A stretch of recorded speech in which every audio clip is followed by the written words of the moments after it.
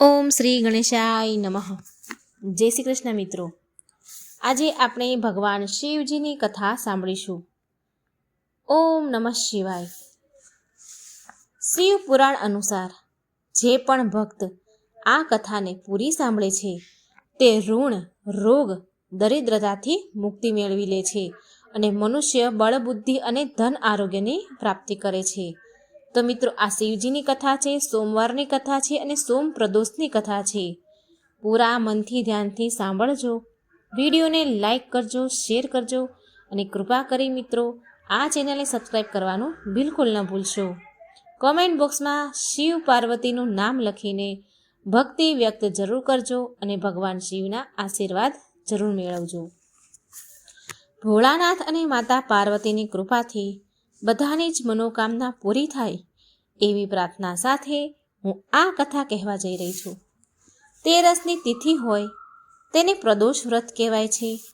આ દિવસે સંધ્યાના સમયે સમસ્ત દેવતા કૈલાસ પર્વત પર બિરાજમાન ભગવાન ભોળાનાથની વંદના અર્ચના કરે છે.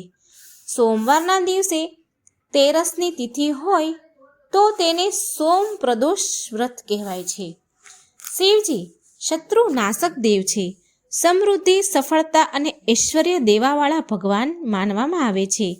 આ વ્રત કરનારા મનુષ્યને ધન, ધાન્ય અને સૌભાગ્ય, સફળતા પ્રાપ્ત થાય છે તથા ઘર પરિવારમાં ખુશીઓ આવે છે. અને આની કથા સાંભળવી એટલી જ પુણ્યશાળી છે જેટલું ગંગા, નર્મદા અને પવિત્ર નદીઓમાં સ્નાન કરવું. આ બધી નદીઓમાં સ્નાન કરવાથી જે પુણ્ય ફળ મળે છે એ આ કથા સાંભળવા માત્રથી મળે છે. પ્રિય ભક્તો, ભોળાનાથ માટે વિડીયોને લાઈક કરી કથાને જરૂર સાંભળજો. બ્રહ્માજી નારદજીને કહે છે, હે નારદ, તેરસમી તિથિમાં ચંદ્ર દિવસની સંધ્યાને પ્રદોષ કહેવાય છે. પ્રદોષ સમયે બધા દેવતા શિવજી પાસે રહે છે. આ સમયે ભગવાન શિવ તેમના રજત ભવન કૈલાસમાં નૃત્ય કરે છે અને દેવતા એમના ગુણગાન કરે છે.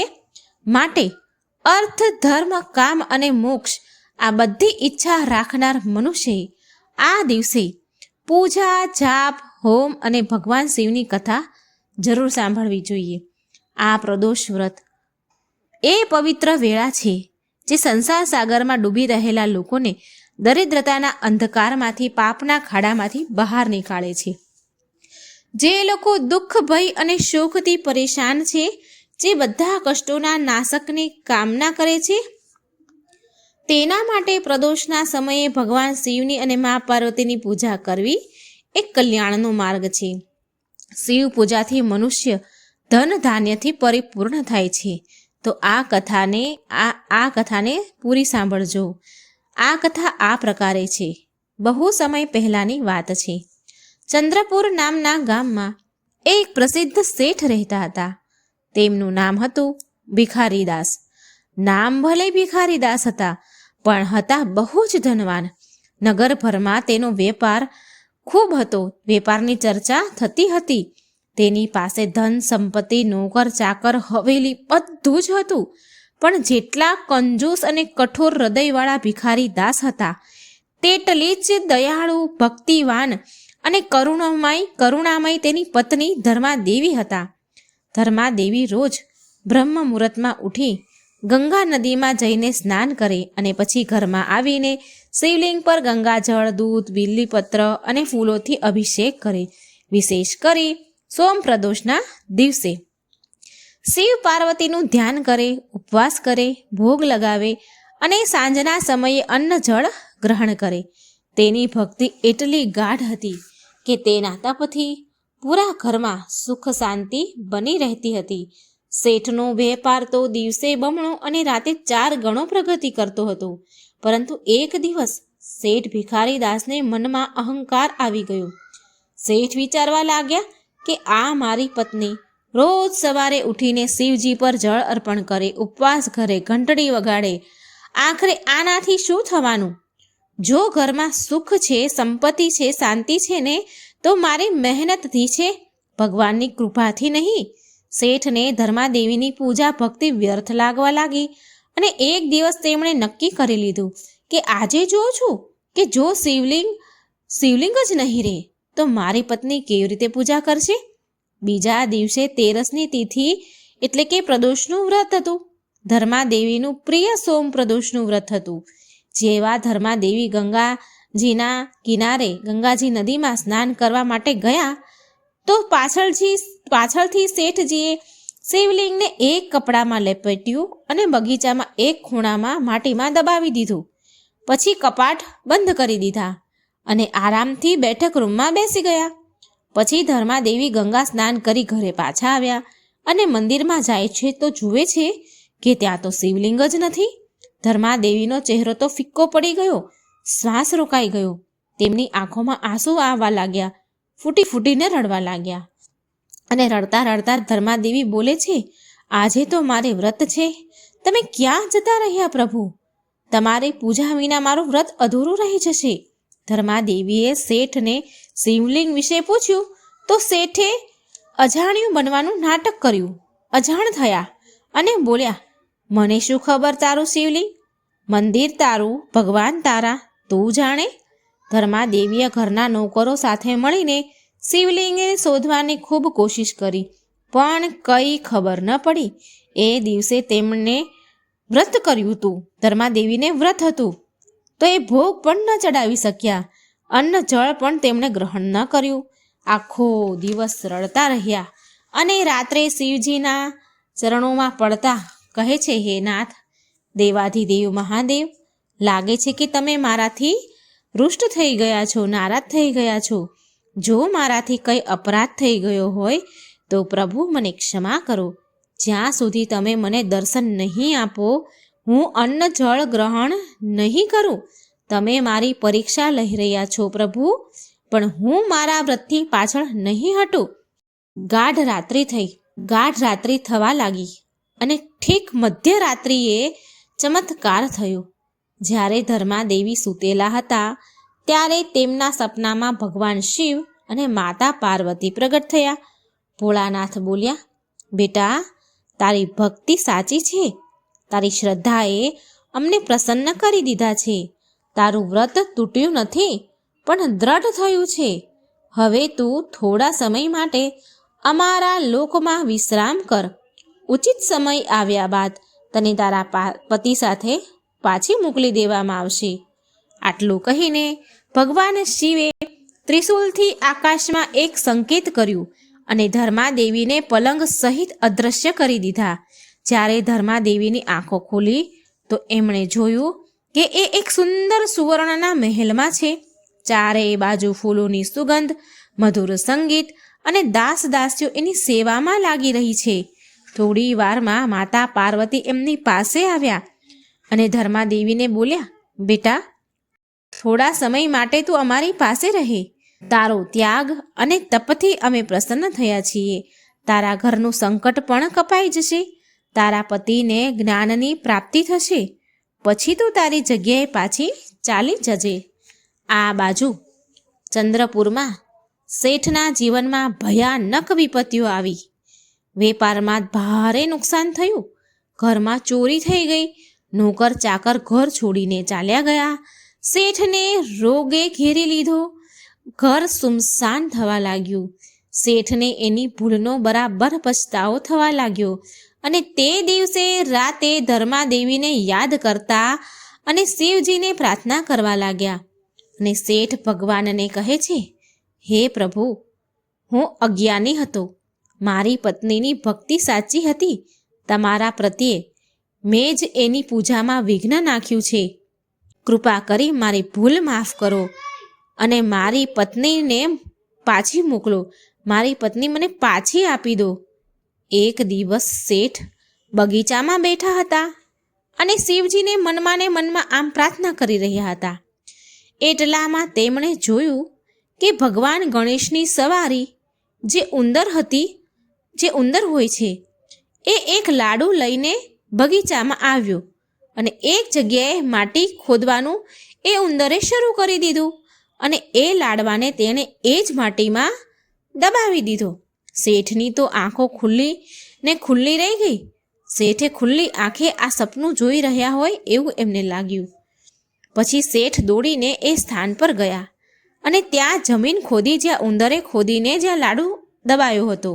તો શેઠે ત્યાં જમીન ખોદી તો જોયું કે કપડામાં લપેટાયેલું એ શિવલિંગ મળ્યું, જે તેમણે પોતે સંતાડ્યું હતું. અને પછી તે ભૂલી ગયા હતા. તેના શરીરમાંથી પરસેવો છૂટવા લાગ્યો, આંખમાંથી આંસુ વહેવા લાગ્યા. તેણે એ જ ક્ષણે શિવલિંગને ગંગાજળથી ધોઈને મંદિરમાં સ્થાપિત કરી અને પૂજા કરી. થોડા સમય બાદ એક દિવસ એક મંદિરમાં બેઠા જ હતા કે ધર્માદેવી પ્રગટ થયા. ધર્માદેવીને સામે જોઈને શેઠની તો આંખો ભરાઈ ગઈ. ધર્માદેવીને શેઠ બહુ પ્રેમપૂર્વક કહે છે, મને ક્ષમા કરી દે, મારાથી બહુ મોટી ભૂલ થઈ ગઈ છે, બહુ મોટો અપરાધ થઈ ગયો છે. હવે હું તારી સાથે મળીને શિવલિંગની પૂજા કરીશ. પછી ધર્માદેવી હસ્યા અને બોલ્યા કે ભોળાનાથની કૃપાથી જ આ બધું થયું છે. એમણે મને દર્શન આપ્યા અને તમને સદબુદ્ધિ આપી. હવે આપણે બંને પ્રદેશનું વ્રત મળીને કરીશું. એ દિવસે શેઠ ભિખારીદાસ તેની પત્ની ધર્માદેવી સાથે પ્રદોષનું વ્રત કરવાનું શરૂ કરી દે છે. વિશેષ રૂપથી સોમ પ્રદોષના દિવસે એક નિષ્ઠાથી ઓમ નમઃ શિવાયના જાપ કરે. આનાથી એના જીવનમાં ફરી સમૃદ્ધિ આવી, વ્યાપાર વધ્યો અને ઘરમાં સુખ શાંતિ આવી. પ્રિય ભક્તો, શ્રદ્ધા અને સાચી ભક્તિ ક્યારેય વ્યર્થ નથી જતી. શિવજી અને માતા પાર્વતીની સાચા મનથી પૂજા ભક્તિ કરવાથી ભગવાન તેના ભક્તોની રક્ષા જરૂર કરે છે. જે સોમ પ્રદોષનું વ્રત કરે છે તેના જીવનમાં સુખ શાંતિ આવે છે અને તેનું લગ્ન જીવન બહુ ખુશહાલ રહે છે. ઘરમાં ધન વૈભવ અને સંતોષનું આગમન થાય છે. સૌથી મોટી વાત, અહંકારનો ત્યાગ કરી ભક્તિ સ્વીકારવાથી ભગવાન સ્વયં કૃપા કરે છે આપણા પર. તો પ્રેમથી બોલો ઓમ નમઃ શિવાય. ઓમ નમઃ પાર્વતી પતે હર હર મહાદેવ. શ્રી શિવાય નમસ્તુભ્યમ. જે કોઈ ભગવાન શિવની કથા મહાત્મય પ્રેમ ભાવથી સાંભળે છે એ ભગવાન શિવના ધામમાં જાય છે. અને સૌથી પહેલાં પ્રદોષ વ્રત કોણે કર્યું હતું? તો એ દુર્લભ કથા તમે સાંભળો. આ પ્રકારે છે. એક દિવસ ચંદ્રદેવ વિચરણ કરવા નીકળ્યા હતા. ત્યારે તેમની નજર રોહિણી પર પડી. રોહિણીને જોતાં જ ચંદ્રમાનું મન રોહિણી પર આસક્ત થઈ ગયું. બીજી બાજુ ચંદ્રમાના તેજવશ અને સુંદરતા જોઈ ત્યાં ઊભેલી રાજા દક્ષની 27 કન્યાનું મન પણ ચંદ્રમા પર આવી ગયું. જ્યારે ચંદ્રદેવને પણ આ વાતનું જ્ઞાન થયું કે રોહિણી અને અન્ય બહેનો એના પ્રેમમાં આસક્ત થઈ ગઈ છે, તો ચંદ્રદેવે વાટ જોયા વગર મોડું કર્યા વિના રાજા દક્ષ પાસે ગયા અને તેની 27 કન્યાના વિવાહનો પ્રસ્તાવ તેમની સામે મૂક્યો. રાજા દક્ષ આ જોઈ આશ્ચર્યચકિત રહી ગયા. પરંતુ જ્યારે દક્ષ રાજાને તેની પુત્રીઓની ઈચ્છા ચંદ્રમા સાથે વિવાહ કરવાની છે એવી જાણ થઈ, તો દશરથ રાજાએ પણ હા કહી દીધી. દક્ષ રાજાએ પણ હા કહી દીધી. ત્યારબાદ ચંદ્રદેવના વિવાહ દક્ષ રાજાની 27 પુત્રીઓ સાથે વિવાહ સંસ્કાર કરવામાં આવ્યા. ત્યાર પછી 27 પુત્રીઓ ચંદ્રદેવની સાથે ચંદ્રલોક ચાલી ગઈ. ચંદ્રદેવ રાજા દક્ષની 27 કન્યાઓમાંથી સૌથી મોટી પુત્રી રોહિણીને સૌથી વધારે પ્રેમ કરતા હતા.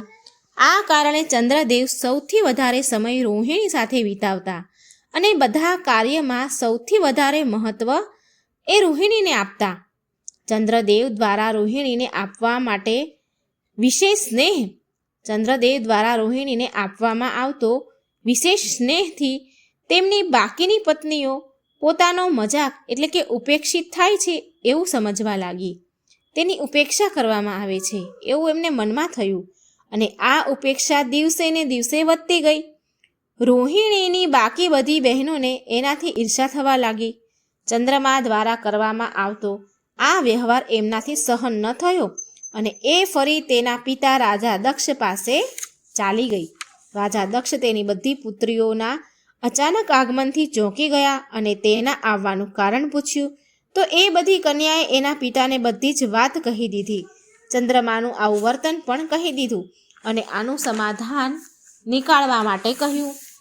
એટલે પોતાની પુત્રીની વ્યથા અને ચંદ્રમાનો આવો દુર્વ્યવહાર કરે છે એ સાંભળી દક્ષ પણ બહુ દુઃખી થયા અને ચંદ્રમા સાથે ભેટ કરી અને શાંતિપૂર્વક કહ્યું કે હે કલાનિધિ, તમે નિર્મળ અને પવિત્ર કુળમાં જન્મ લીધો છે, છતાંય તમે તમારી પત્નીઓ સાથે ભેદભાવપૂર્ણ વ્યવહાર કરો છો. તમારા આશ્રયે રહેનારી જેટલી પણ સ્ત્રીઓ છે તેના પ્રત્યે તમારા મનમાં પ્રેમ ઓછો અને વધારે છે. આવો સાવકો વ્યવહાર કેમ? તમે આવો વ્યવહાર કેમ કરો છો? તમે કોઈને વધારે પ્રેમ કરો છો, કોઈને ઓછો પ્રેમ કરો છો. આવું કેમ કરો છો? અત્યાર સુધી જે વ્યવહાર કર્યો છે તે ઠીક નથી કર્યું તમે. હવે પછી આગળ આવો વ્યવહાર તમારે ન કરવો જોઈએ. જે વ્યક્તિ આત્મજનોનો સાથે વિષમતાપૂર્વક વ્યવહાર કરે છે તેને નરકમાં જવું પડે છે.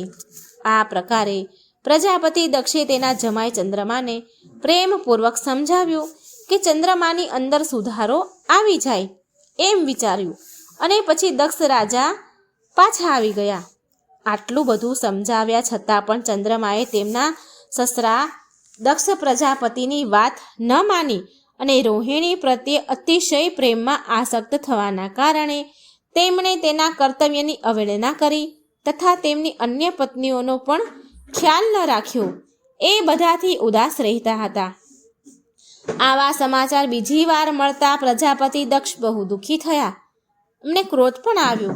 એ ફરી ચંદ્રમા પાસે આવીને તેમને ઉત્તમ નીતિ દ્વારા સમજાવવા લાગ્યા.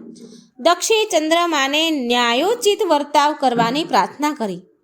વારંવાર આગ્રહ કરવા છતાંય ચંદ્રમાએ અવગણનાપૂર્વક દક્ષની વાત ન માની તો દક્ષ રાજાએ ચંદ્રમાને શ્રાપ આપી દીધો.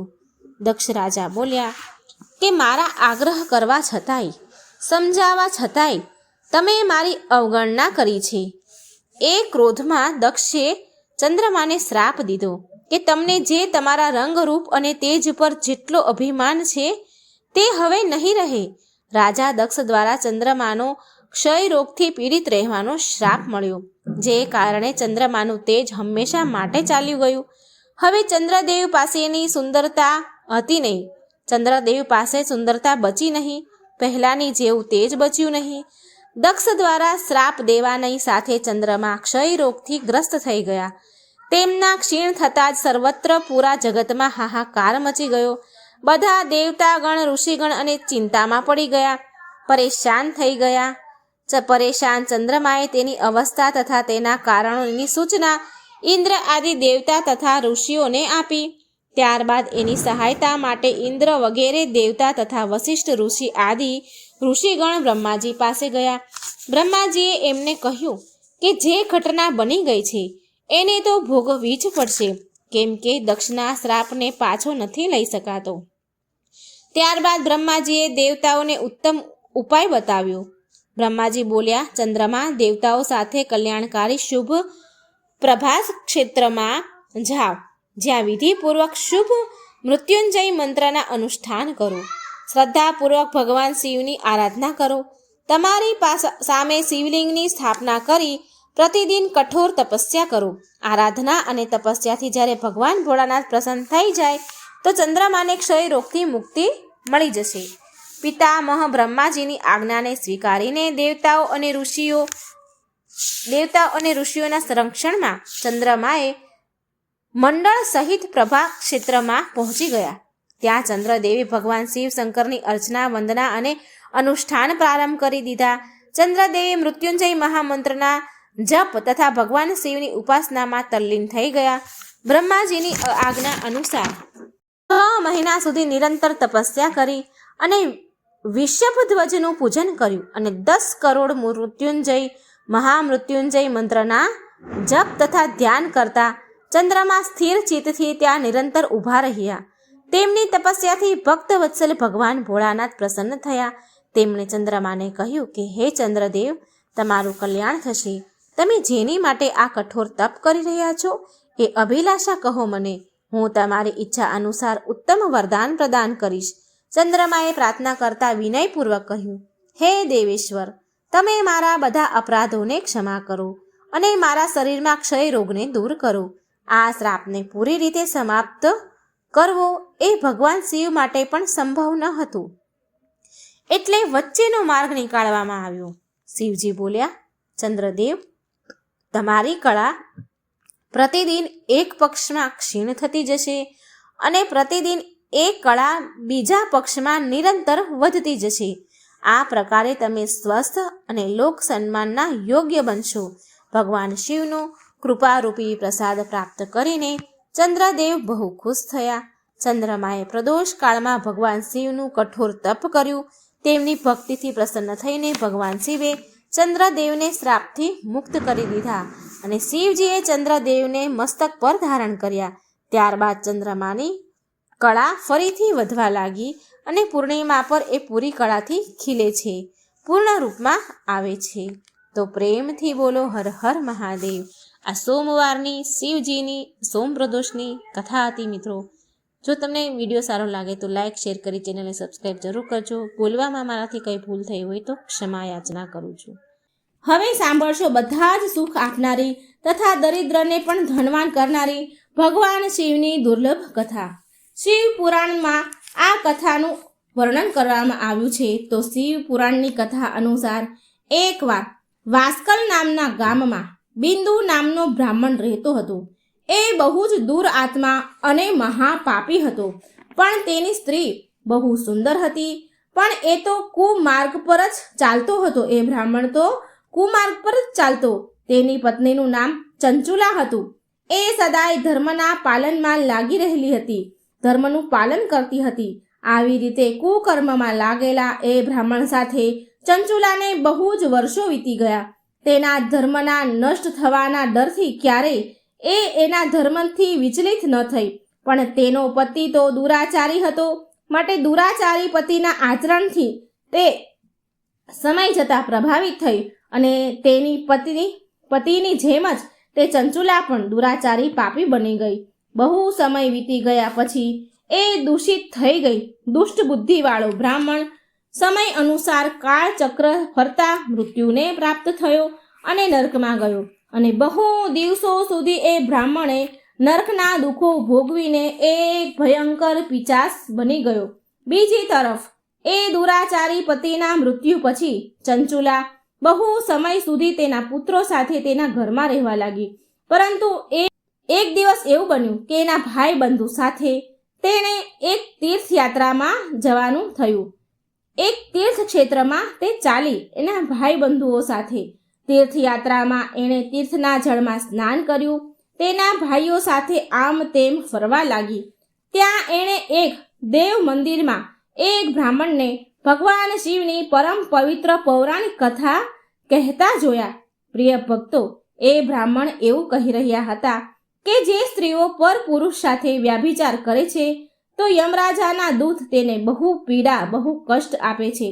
હવે આ સાંભળીને ચંચુલા તો ભયથી ડરના મારે ધ્રુજવા લાગી. તેણે વિચાર કર્યો કે તેણે તેના પતિ સાથે બહુ પાપ કર્યા છે તો તેને પણ એ પાપના દંડ ભોગવવા પડશે.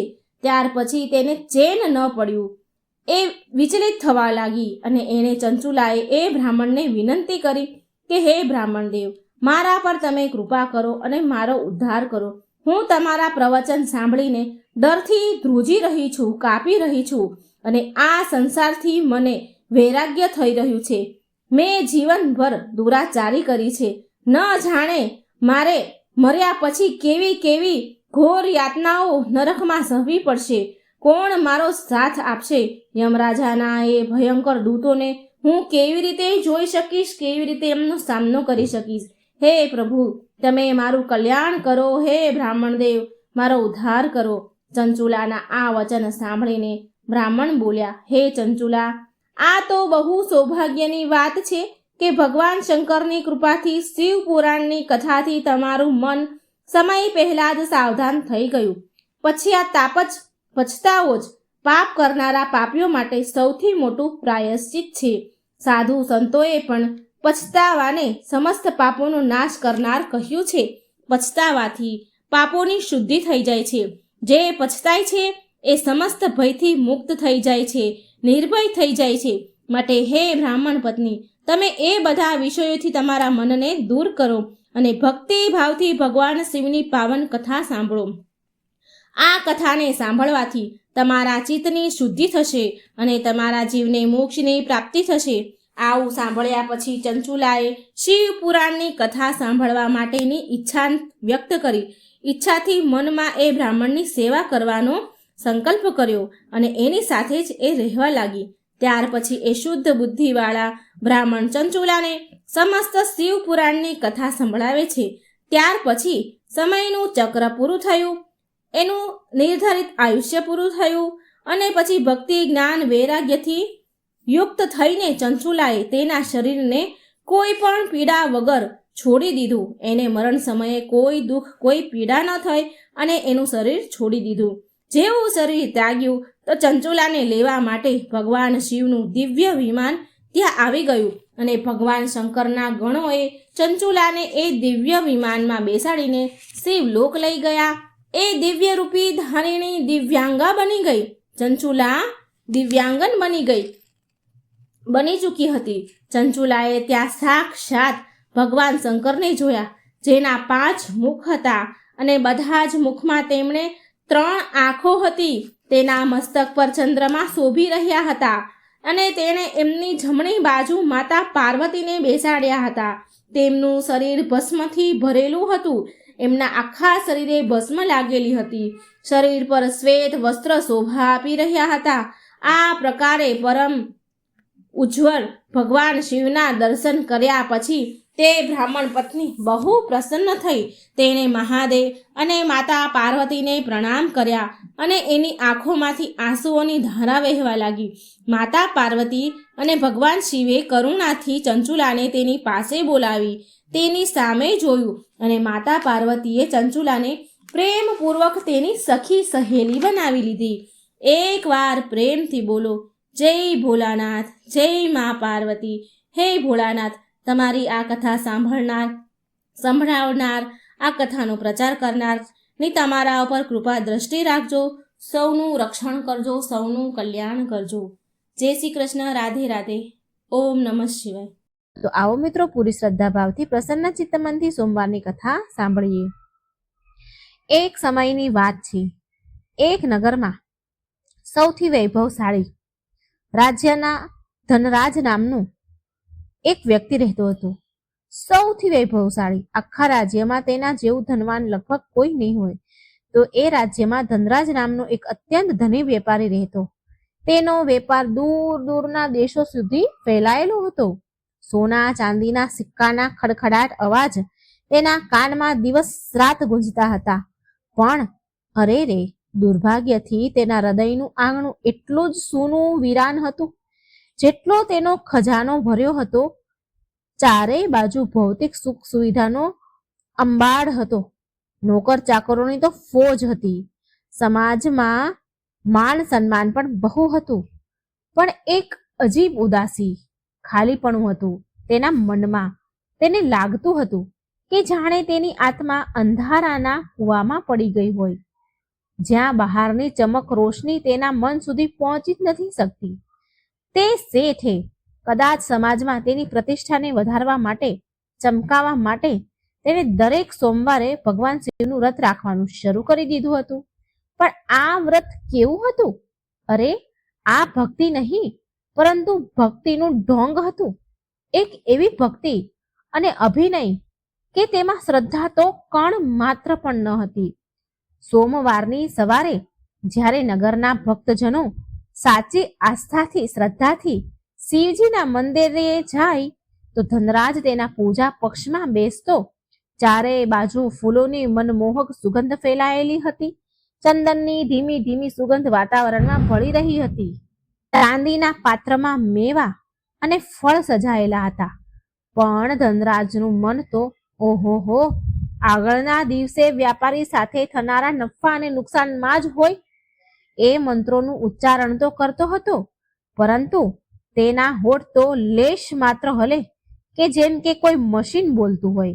તેની નજર તો શિવલિંગ પર હોય, પણ તેની આંખોમાં દુનિયાનો હિસાબ કિતાબ ફરતો રહે.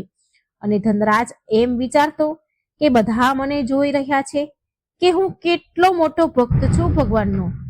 કે લોકો મારી ધર્મપરાયણના ઉદાહરણ આપશે. આનાથી મારા વેપારિક સંબંધ વધારે મજબૂત થશે. તો ક્યારેક ક્યારેક તેને પોતાના પર જ દયા આવી જતી કે શું આ જ જીવન છે? શું આ દેખાડાની દુનિયા માટે મારો જન્મ થયો છે? પણ આ વિચાર માત્ર પળવાર જ નો જ હોય. હવાની જેમ આવે અને ચાલ્યો પણ જાય, અને પછી એ ફરી એની ભૂમિકા નિભાવવામાં લાગી જાય. વ્રતના નામ પર એ અન્નનો ત્યાગ તો કરતો, પણ એનું મન ચટાકેદાર ભોજનની કલ્પનામાં ડૂબેલું રહે. સાંજે જ્યારે એ મંદિરે જાય તો એની સાથે નાની એવી એક નોકરની સેના પણ જાય હોય. કોઈના હાથમાં ચાંદીના થાળમાં પ્રસાદ લીધેલો હોય, તો કોઈના હાથમાં ફળ અને મેવા હોય. એ મંદિરની સીડીઓ પર બેસેલો ભિખારીઓને દાન આપતો પણ હોય, પણ તેની આંખમાં જરા પર કરુણા દયા ભાવ ન હોય. ધનરાજની ઉદારતાનું પ્રદર્શન કરવાનો ભાવ હતો. પૂજારી ધનરાજ શેઠની આરતી ઉતારે અને વિશેષ સન્માન આપે. ધનરાજનો અહંકાર વધતો જતો હતો. લાગતું હતું એને એવું લાગે કે મેં તો ભગવાનને પણ ખરીદી લીધા છે. મનમાં આટલો બધો અહમ અને અહંકાર! કેટલો મોટો ભ્રમ હતો એનો! આ કેટલી ઊંડી ઉદાસી છુપી હતી આ ખોટા સંતોષ નીચે! એને ક્યારે એ અહેસાસ જ ન થયો કે જે ભગવાનને પ્રસન્ન કરવાનું નાટક કરી રહ્યો છે એ તો અંતર્યામી છે. એ મનના ભાવને બરાબર ઓળખે છે, મનના ભાવને સ્વીકારે છે, બહારના દેખાવોને નહીં. ધનરાજ શેઠની આત્મા હંમેશા કહેતી કે કોઈ તો મને આ જૂઠમાંથી બહાર નીકાળે, કોઈ તો હોય જે મને સાચો રસ્તો બતાવે. પણ એની પોતાની અહંકારના લોભની બનાવેલી દિવાલમાં તેની આત્માનો અવાજ દબાઈ જતો. દિવસ વીતતા ગયા, સોમવાર જતા ગયા, અને ધનરાજનું આ દેખાડાનું વ્રત એક નિરાશા બોજરૂપી પરંપરા બની ગયું, જેને તે ઉપાડી રહ્યો હતો. ના કોઈ આનંદ અને ના કોઈ શાંતિ મળે મનને. તેની નિરાશા ઊંડી ને ઊંડી થતી જતી હતી. તેના ચહેરાની રોનક દેખાવાની બનાવટી હસી પાછળ છુપાવા લાગી. તેના આત્મામાં અંધારું વધતું જ ગયું. પછી એક રાત એવી આવી કે એક રાતે ઘનઘોર ધોધમાર વરસાદ વરસી રહ્યો હતો. વાદળો વીજળી ગરજી રહ્યા હતા, વીજળી ચમકી રહી હતી. માનો કે પ્રકૃતિ પણ ધનરાજની આત્માની અશાંતિનો સાથ આપી રહી હોય. ધનરાજને ઊંઘ આવતી ન હતી. તે તેની રેશમી પથારીમાં પડખા ફરી રહ્યો હતો. તેનું મન અશાંત હતું. અતિથિની યાદો, વ્યાપારની ચિંતા, અતીત જે વીત્યું છે એની યાદો, નફા નુકસાનની અને વ્યાપારની ચિંતા, અને એક ન કહેલો અપરાધ જે એને મનમાં થતું હતું એનો એને સ્વીકાર ન કરે, એટલે એને એક ન કહેલો અપરાધનો બોધ તેનાથી ઘેરાયેલો હતો. ન જાણે પછી તેની આંખ ક્યારે વીંચાઈ ગઈ. આ એક ઊંઘ નહીં, પણ એક બેભાન અવસ્થા હતી, જ્યાં ધનરાજે પોતાને એવી જગ્યા પર જોયો જ્યાં તો ના ધરતી હતી કે ના આકાશ હતું. ઊંઘમાં ધનરાજ આ બધું સ્વપ્નમાં જોઈ રહ્યો છે કે જ્યાં એ એવી જગ્યા પર ઊભો છે ત્યાં નથી ધરતી કે નથી આકાશ, બસ ચારે બાજુ એક પ્રકાશ ફેલાયેલો હતો. સામે એક વિશાળ શાંત સરોવર હતું, જેનું જળ અરીસાની જેમ સ્થિર હતું, અને એ સરોવરના કિનારે કૈલાસપતિ ભગવાન ભોળાનાથ બિરાજમાન હતા. તેમનું રૂપ સૌમ્ય હતું, અને તેની આંખોમાં એક ઊંડી ઉદાસી ઝલકી રહી હતી. એક એવી ઉદાસી જે બ્રહ્માંડના બધા દુઃખને તેની આંખમાં સમાઈ હોય. ધનરાજ આ જોઈને હાકડો બાકડો રહી ગયો. એના હાથ ધ્રુજવા લાગ્યા. હાથ એની મેતે જોડાઈ ગયા, જેમ કે એ પગે લાગતો હોય. એ કંઈ કહેવા માંગતો હતો, પણ શબ્દ તેની પાસે હતા નહીં. મોંમાંથી શબ્દ ન નીકળે. ભગવાન શિવ શાંત પણ ભેદતી નજરથી ધનરાજ સામે એમણે જોયું. તેમનો અવાજ મેઘરાજાની ગર્જના જેવો ગંભીર, પણ તેમાં ક્રોધ નહોતો. એક અસીમ પીડાનો ભાવ હતો ભગવાન શિવની આંખોમાં, એના ચહેરા ઉપર. શિવજી બોલ્યા, ધનરાજ. આ સાંભળીને ધનરાજનું તો પૂરું શરીર ધ્રુજવા લાગ્યું. શિવજી કહે છે, પુત્ર, તું અહીં કેવી રીતે આવ્યો? તારા સોમવારનું વ્રત તને અહીં ખેંચીને લાવ્યું? ધનરાજ તો કઈ બોલી જ ન શક્યો અને માથું શરમથી ઝૂકી ગયું. તેને લાગ્યું કે તેનું બધું જ ઢોંગ, પાખંડ એ દિવ્ય પ્રકાશ સામે આવીને બહાર ઊભું રહી ગયું છે. શિવજીના ચહેરા પર એક હળવી હસી આવી અને બોલ્યા કે ધનરાજ, તું સાચુમાં મનથી વ્રત કરે છે કે પછી માત્ર વ્રતનું નાટક કરી રહ્યો છે? શું તારું મન મારા ચરણોમાં હોય છે, પછી આગલા દિવસે થનારા વ્યાપારમાં હોય છે? તારું મન મારી પૂજા પાઠમાં હોય છે ખરી? બસ, તારું મન તો વ્યાપારમાં જ હોય છે. શિવજીએ તેનો હાથ એક આગળ વધાર્યો. શિવજીએ જ્યાં હાથ લાંબો કર્યો એવામાં તો સરોવરનું જળ હિલોળા લેવા લાગ્યું. એ જળમાં ધનરાજને તેનું પ્રતિબિંબ દેખાવા લાગ્યું. પ્રતિબિંબ કેવું કે તેનો ભૂતકાળ, જે કંઈ એણે કર્યું છું, ઢોંગ રચ્યો હતો, જે પણ એ કરતો હતો, તે બધું જ એને એ સરોવરના જળમાં દેખાવા લાગ્યું. કે એ મંદિરમાં બેઠેલો હોવા છતાં તેનું મન ક્યાંક બીજે ભટકી રહ્યું છે. ભિખારીને દાન આપતા સમયે તેના ચહેરા પર ઘૃણા છે, નફરતનો ભાવ હતો. પૂજા કરતા સમયે તેના મનમાં અહંકાર વધતો જાય છે. એક દ્રશ્ય ધનરાજની સામે આવવા લાગ્યું. દરેક પાખંડ, તેની ખોટી ભક્તિ, એનું ખોખલું જીવન સાક્ષી હતું. શિવજી બોલ્યા, જો ધનરાજ, આ છે તારી ભક્તિ, તારી સચ્ચાઈ. શિવજીના અવાજમાં હજી પણ ગંભીરતા હતી. શિવજી કહે છે, આ છે તારું વ્રત. શું ધનરાજ, તને લાગે છે કે હું આ સુકાયેલા ફૂલોથી, દેખાડના આંસુથી, આ ખોખલા મંત્ર ઉચ્ચારણથી હું પ્રસન્ન થઈશ? નહીં નહીં ધનરાજ. અરે, હું તો ભાવનો ભૂખ્યો છું, ભાવનો તરસ્યો છું. તારી મિલકત, તારો વૈભવ, તારું સામાજિક સન્માન, આ બધું જ મારા માટે નિરર્થક છે. એટલે કે તારા હૃદયમાં સાચી શ્રદ્ધાનું એક કણ પણ નથી. ધનરાજનું શરીર થર થર થર ધ્રુજી રહ્યું હતું. તેના પગ નીચેથી જમીન ખસી ગઈ. તેનો અહંકાર, વર્ષોનો જે અહંકાર અહમ હતો, એ તૂટીને ચૂર ચૂર થઈ ગયો. તેને તેનું જીવન એટલું વ્યર્થ, એટલું ઘૃણા ભર્યું લાગ્યું કે આવું પહેલા એને ક્યારેય લાગ્યું ન હતું. શિવજી કહે છે ધનરાજને, તું વિચારે છે કે તું મને દગો આપી રહ્યો છે? નહીં ધનરાજ, પણ તું તો તને પોતાને સ્વયંને દગો આપી રહ્યો છે. તું તારી આત્માને દગો આપી રહ્યો છે. આ ધન, વૈભવ બધું જ અહીં જ રહેશે. સાથે આવશે તો માત્ર તારા કર્મ, તારો ભાવ. શિવજીની આંખોમાંથી કરુણા વરસી રહી હતી, પણ તેમાં એક ચેતવણી પણ હતી. શિવજી કહે છે, ધનરાજ, ક્યાં સુધી આ ખોટાના સહારે જીવીશ? ક્યાં સુધી તારી આત્માને આમ ભટકાવીશ? શું આજ તારા જીવનનો ઉદ્દેશ છે? દરેક શબ્દ શિવજીના ધનરાજના હૃદયમાં હથોડાની જેમ વાગી રહ્યા હતા. તેનું મન ઘૂંટાવા લાગ્યું અને ગોઠણના બળ પર નીચે બેસી ગયું.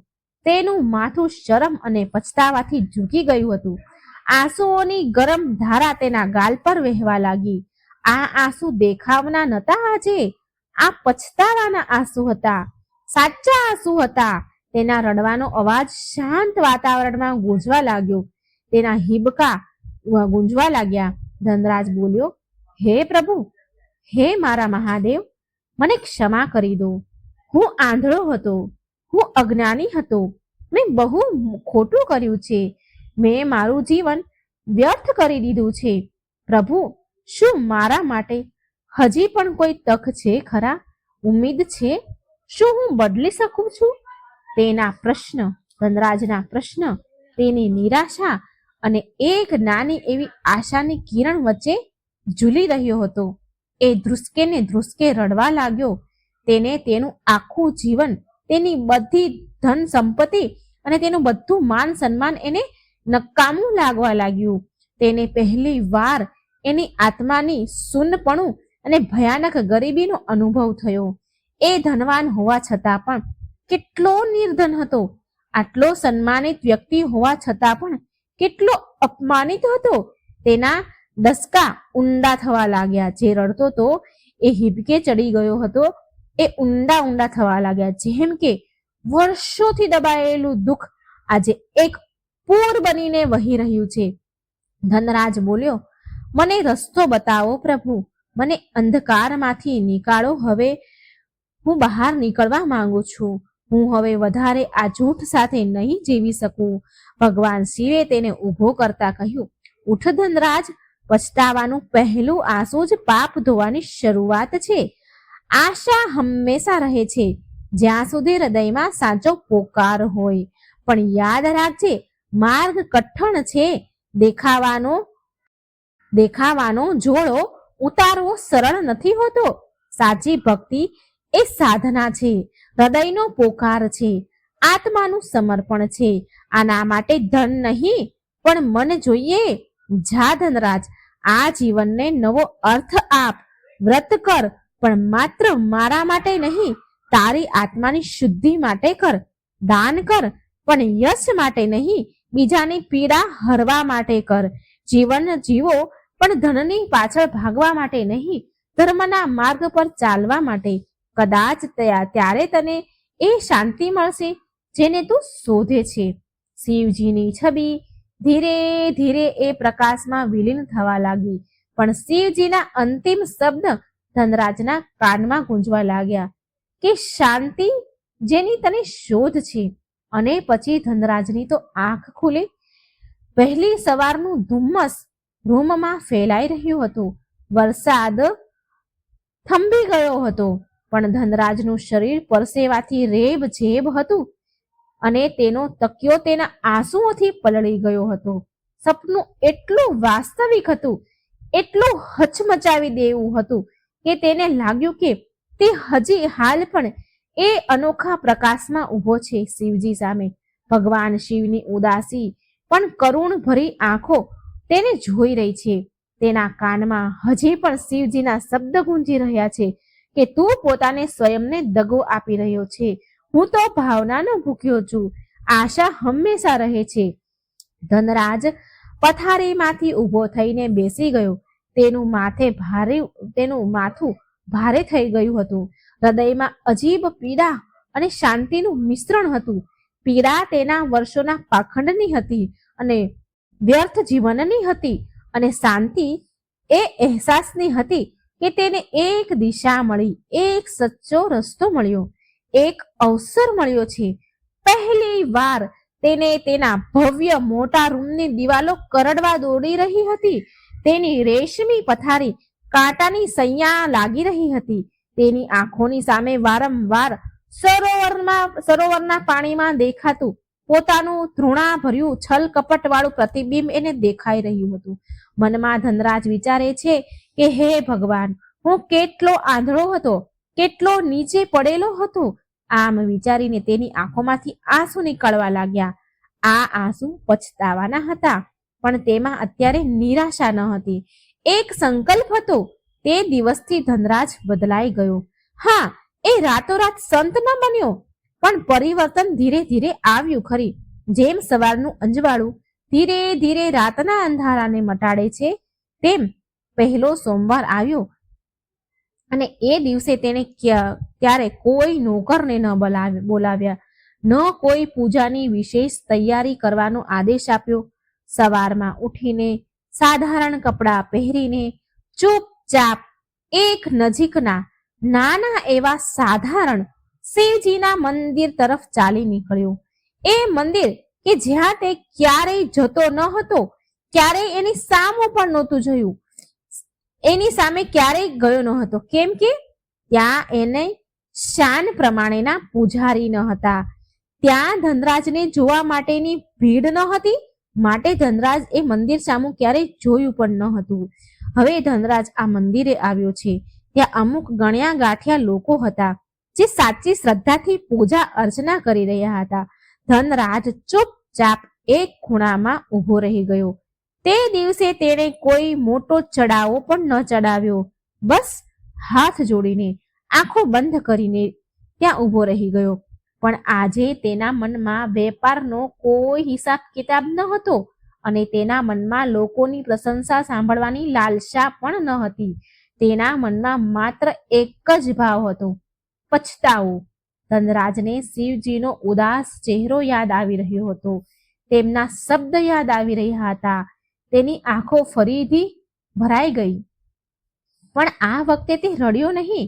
તેણે માત્ર મનમાં ને મનમાં પ્રાર્થના કરી કે હે પ્રભુ, હે શિવજી, મને શક્તિ આપો, મને સાચો ભક્ત બનાવવાની શક્તિ આપો, મને સાચો ભક્ત બનાવો, મારા પાપને માફ કરો, મારા ગુનાહ માફ કરો. એણે પૂરો દિવસ વ્રત કર્યું, પણ આજે તેને ભૂખ કે સ્વાદિષ્ટ ભોજનની કલ્પના પરેશાન કરી રહી ન હતી. તેનું મન શાંત હતું, પણ એક ઊંડી ઉદાસી હજી પણ એની સાથે હતી, અને એ હતી તેના અતીત એટલે કે તેના ભૂતકાળમાં કરેલા કર્મની ઉદાસી. સાંજે તેણે એટલે કે ધનરાજે જાતે જ સાધારણ ભોજન બનાવ્યું અને વ્રત ખોલ્યું, ભોજન કર્યું. તેને એ રૂખું સૂખું ભોજન પણ આજે અમૃત જેવું લાગી રહ્યું હતું, કેમ કે તેમાં કોઈ દેખાડો ન હતો, એક સચ્ચાઈ હતી. ધીરે ધીરે લોકોએ ધનરાજમાં બદલાવ જોયો. પહેલા તો લોકોને વિશ્વાસ જ ન થયો કે અરે, ધનરાજ શેઠ અને આ નાના મંદિરમાં જરૂર કોઈ નવો દેખાડો હશે. લોકો આપસમાં ગપસપ કરવા લાગ્યા, પણ ધનરાજે કોઈની પરવાહ ન કરી અને એ ચૂપચાપ દરેક સોમવારે આવે, પૂજા કરે અને ચાલ્યો જાય. તેણે મોટા મોટા દાન દેવાનું બંધ કરી દીધું, પણ તે હવે ગુપ્ત રીતે જરૂરતમંદની મદદ કરવા લાગ્યો. કોઈને બતાવ્યા વગર અને ના કોઈને યશની કામના કર્યા વગર તેનો વેપાર કરવા લાગ્યો. તેના વેપાર કરવાની રીતમાં પણ બદલાવ આવ્યો. હવે એ માત્ર નફા પાછળ ભાગતો ન હતો, તેણે સચ્ચાઈ અને ઈમાનદારીને અપનાવી લીધી હતી. ઘણા વર્ષો જૂના મિત્ર તેનાથી દૂર થઈ ગયા, ઘણાએ તેની મજાક પણ ઉડાડી, પણ ધનરાજ એના માર્ગ પર અડગ જ રહ્યો. તેનું જીવન પહેલા કરતા આરામદાયક ન હતું, સંઘર્ષ વધી ગયો હતો, પણ એના ચહેરા પર એક અજીબ શાંતિ અને સંતોષ ઝલકવા લાગ્યો હતો. એ ઉદાસી જે પહેલા એના મનમાં બોજ બનીને રહેતી હતી, એ હજી પણ હતી, પણ હવે તેને કચોડતી ન હતી, પણ એક માર્ગદર્શનની જેમ સાચા માર્ગ પર ચાલવાની પ્રેરણા આપતી હતી. તેને અહેસાસ થઈ ગયો કે સાચી ભક્તિ બહારના આડંબરોમાં નહીં, પણ મનની પવિત્રતા, કર્મોના સુચિતા અને હૃદયની કરુણામાં છે. ધનરાજનું હૃદય પરિવર્તન થઈ ગયું હતું. સપનામાં દેખાયેલા શિવજીનો ઉદાસ નેત્ર તેને બહુ વાર યાદ આવી રહ્યા હતા, પણ એ ચહેરામાં તેને હવે ફટકાર નહીં, પણ મૌન સ્વીકૃતિ અને આશીર્વાદનો ભાવ દેખાતો હતો. ધનરાજ જાણી ગયો હતો કે સાચી સંપત્તિ સોનું ચાંદી નથી, પણ મનની શાંતિમાં છે અને આત્માના સંતોષમાં છે.